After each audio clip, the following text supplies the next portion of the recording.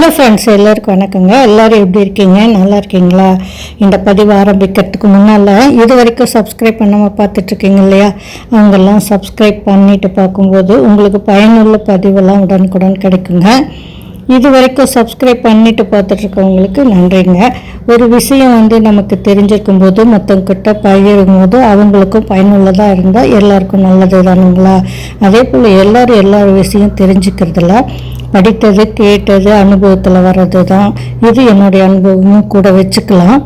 என்னென்னா, நம்ம எப்பவுமே இப்போ மொபைல் வந்ததுலேருந்து நம்ம மொபைல் ஃபோன் ரொம்ப முக்கியமாக ஆயிடுச்சு. கையிலேயே வச்சுட்டு எங்கே போனாலும் எடுத்துகிட்டு போகிறோம். பத்திரமா தான் வச்சுருப்போம். முக்கியமாக லேடிஸ் கூட பத்திரமா தான் வச்சுருப்பாங்க. எதிர்பாராத விதமாக எல்லாருமே குமியும் போதோ அல்லது பேக்கெட்லேருந்து விழுந்துருச்சா அல்லது தண்ணிக்குள்ளே விழுந்துருச்சா அப்போ என்ன பண்ணுறது அப்படின்ட்டு பதட்டம் அடையாமல் என்ன செய்யலாம் அப்படிங்கிறத பார்க்கலாங்க. இந்த பதிவில் முழுமையாக பார்த்து தெரிஞ்சுக்கோங்க. உங்களுக்கு பயனுள்ளதாக இருக்கும். சரிங்களா? நம்ம சில நேரம் மழையில் போகும்போது கூட மொபைல் நனைஞ்சிடுமோ அப்படின்னு சொல்லிட்டு யோசிச்சுப்போம்.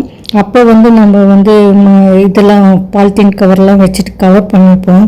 இப்போ எதிர்பாராமல் நீரில் விழுகிறது தானே, அதுக்கு என்ன பண்ணலாம் அப்படின்னு சொல்லிட்டா, முதல்ல மொபைலில் தண்ணியிலேருந்து எடுத்துடணுங்க. எடுத்துட்டு பதட்டம் அடையாதீங்க, முதல்ல பயப்படாதீங்க, நம்மளால் ட்ரை பண்ணுவோம். சரிங்களா? அதை உடனே மொபைல் ஆஃப் செஞ்சுடுங்க. ஏன்னா மொபைல் ஆன்லேயே இருந்ததுன்னா ஷார்ட் ஆகிறதுக்கு, ஷார்ட் சர்க்யூட் ஆகிறதுக்குலாம் வாய்ப்பு இருக்குது. அதனால் பல நேரங்களில் சில மொபைல்லாம் தானாகவே ஆஃப் ஆகிடும். அதனால் பயப்பட வேணாம். சில கம்பெனிங்கெல்லாம் அந்த மாதிரி வாட்டர் ஸ்டிக்கர் ஒட்டப்பட்டிருக்குங்க. சாம்சங்கில் மாதிரி இருக்கிறதுலாம் அது என்னென்னா, பொதுவாகவே பேட்ரி முனை அல்லது அதன் கீழ்ப்பகுதியில் ஒரு ஸ்டிக்கர் இருக்குங்க.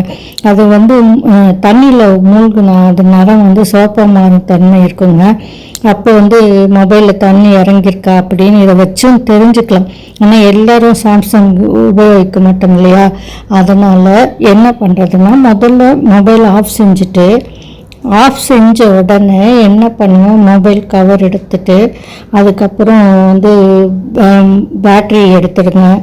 அடுத்து சிம் கார்டு எடுத்துடுங்க, மெமரி கார்டு எடுத்துடுங்க. இந்த மாதிரி எல்லாத்தையும் கழட்ட தெரிஞ்சவங்க எல்லாத்தையும் தனித்தனியாக கழட்டிடலாம். சப்போஸ் கழட்ட தெரியாத லேடிஸ் இருப்பாங்க, அந்த மாதிரி இருப்பாங்க.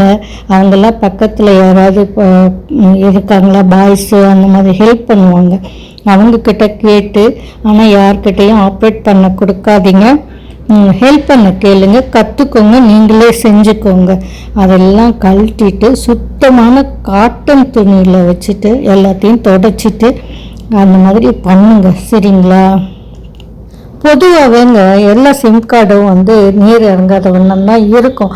ஆனால் அதனால் என்ன பண்ணுங்கள், சிம் கார்டை பயப்படாமல் கழட்டிட்டு நீரை தொடச்சிட்டு கொஞ்சம் நேரம் விட்டுட்டு அப்புறமே இன்னொரு ஃபோன் வச்சுருந்தீங்கன்னா அதில் உங்கள் சிம் கார்டை போட்டுட்டு அதில் இருக்க கான்டாக்ட்ஸ் அப்புறம் மெசேஜ் எது முக்கியமோ அதெல்லாம் பத்திரமா சேமித்து வச்சுக்கோங்க.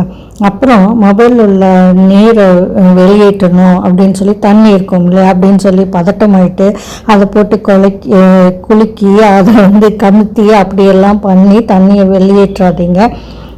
அப்போ உள்பக்கமும் போகிறதுக்கு சான்ஸ் இருக்கு இல்லையா? அதனால் காட்டன் துணியை வச்சுட்டு சுத்தம் செய்கிறது தான் சிறந்தது. முதல்ல நம்ம மேலே இருக்க தண்ணியெல்லாம் சுத்தம் செஞ்சப்புறம் மொபைலில் ஈரப்பதம் குறையணும் இல்லையா? அதனால் என்ன பண்ணணும், காற்றோட்டம் வெயில் இருக்க இடத்துல பாதுகாப்பாக வச்சுடுங்க. தனித்தனியாக கழட்டி வச்சுக்க அத்தனை பாகங்களையும் கண்டிப்பாக உலர வைங்க. வெயில் வைக்கணும் இல்லை, நீங்கள் வீட்டில் உள்ள கூட வச்சு இது பண்ணுங்க. ஸ்லைட்டாக வெயிலில் பக்கத்துலேயே நின்றுட்டு எடுத்துகிட்டு வந்துடுங்க இல்லைன்னா. சரிங்க, ரொம்ப நேரம் வச்சிங்கன்னா சிறப்பு இல்லை. அப்புறம் இவங்க தான் சொன்னாங்க அப்படின்னு சொல்லாதீங்க, நீங்களே புரிஞ்சுக்கோங்க. கொஞ்ச நேரம் வச்சுருந்துட்டு எடுத்துகிட்டு வந்துடுங்க. சரிங்களா? அப்புறம் நாம் இது தானே தண்ணி தானே இருக்குது அப்படின்னு சொல்லிட்டு ட்ரையர் போட்டு அந்த தண்ணியை ஹேர் ட்ரையர்லாம் இருக்கும் நிறையா வீட்டில். அதனால் அதை போட்டால் நம்மளுக்கு முடியே காஞ்சிடுது. அந்த மாதிரி நம்ம இதையும் இதில் வர ஹீட்டில் காஞ்சிடும் அப்படின்னு சொல்லிட்டு ட்ரை பண்ணிடாதீங்க. அந்த வந்து வெப்பக்காற்று வருது இல்லையா, அது வந்து தண்ணி உள்ள போகிறதுக்கு சந்தர்ப்பம் இருக்குது. அதனால் கண்டிப்பாக அதை தவிர்த்துடுங்க. சரி, இவ்வளவும் செஞ்சாச்சு. இன்னமும் ஈரப்பதம் இருக்கா? அப்போ என்ன பண்ணுங்க, பேசாமல் வந்து கொஞ்ச நேரம் அரிசி இதில் வச்சுடுங்க. அப்போ வந்து அந்த அரிசி பாத்திரத்தில் வச்சுட்டிங்கன்னா, அரிசி இருக்க பாத்திரத்தில் அதில் இருக்க மொபைல் இருக்க ஈரம்லாம் இழுத்துக்கும். அப்போ வந்து ட்ரை பண்ணி பாருங்கள். இதெல்லாமே தொடச்சிட்டு அப்புறமே வந்து எல்லாத்தையும் வந்து பழைய மாதிரி மொபைலில் ஃபிக்ஸ் பண்ணி எல்லா பாகத்தையும் கழட்டின பாகமெல்லாம் போட்டு ஆன் பண்ணுங்களேன். ஆன் ஆகிடுச்சுன்னா சக்ஸஸ் தான். சரிங்களா, நீங்கள் ஜெயிச்சிட்டீங்க, உங்கள் மொபைல் வந்து நல்லா இருக்குது அப்படின்னு சொல்லிட்டு ரொம்ப வந்து சந்தோஷமாக இருங்க. சரிங்களா, இனிமேல் கேர்ஃபுல்லாக வச்சுக்கலாம். எல்லாருமே கண்டிப்பாக கேர்ஃபுல்லாக வச்சுப்போம். அப்படியே இல்லையா, சரி சொதப்பிடுச்சு அப்படின்னு சொல்லிட்டு மனசை தேர்த்திக்கிட்டு என்ன பண்ணுங்க, நம்ம செஞ்ச எல்லா விஷயத்தையும் சொல்லிட்டு கொண்டு போய் என்ன பண்ணுங்கள், சர்வீஸ் சென்டரில் கொடுத்துருங்க. அதுதான் உங்களுக்கும் நல்லது, மொபைலுக்கும் நல்லது. சரிங்களா?